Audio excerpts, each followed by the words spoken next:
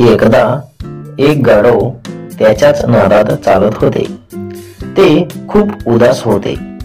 सगळे प्राणी त्याच्या आवाजाची थट्टा करत होते. त्याला वाटत होते की आपला आवाज मधुर व्हावा. तेवढ्यात रस्त्याने चालता चालता त्याच्या कानावर एक मधुर स्वर आला. तो त्या गोड आवाजाच्या दिशेने पाठलाग करत करत एका नागतोड्याजवळ पोहोचला. नागतोडा एका पानावर बसून गाणं गुणगुणत होता.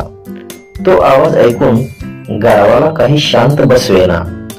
गाढवाने त्याला विचारले, तू काय खातोस, काय पितोस, तुझा आवाज इतका गोड कसा, याचे रहस्य मला सांग.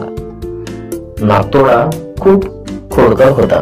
तो गाढवाला चेष्टेत म्हणाला, मी तर दवबिंदू पितो म्हणून माझा आवाज इतका मंजूळ आहे.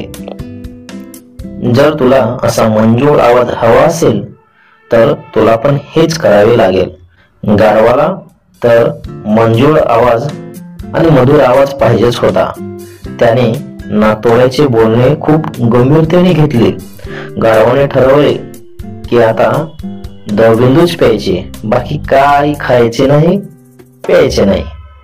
हळूहळू गाढव खूप अशक्त होऊ लागले आणि शेवटी ते मरण पावले. म्हणूनच आपल्याला गाढवासारखे मूर्ख बनायचे नाही. कोणाचाही सल्ला विचार न करता अंमलात आणायचा नाही. असे केल्यामुळे नुकसान आपलेच होते.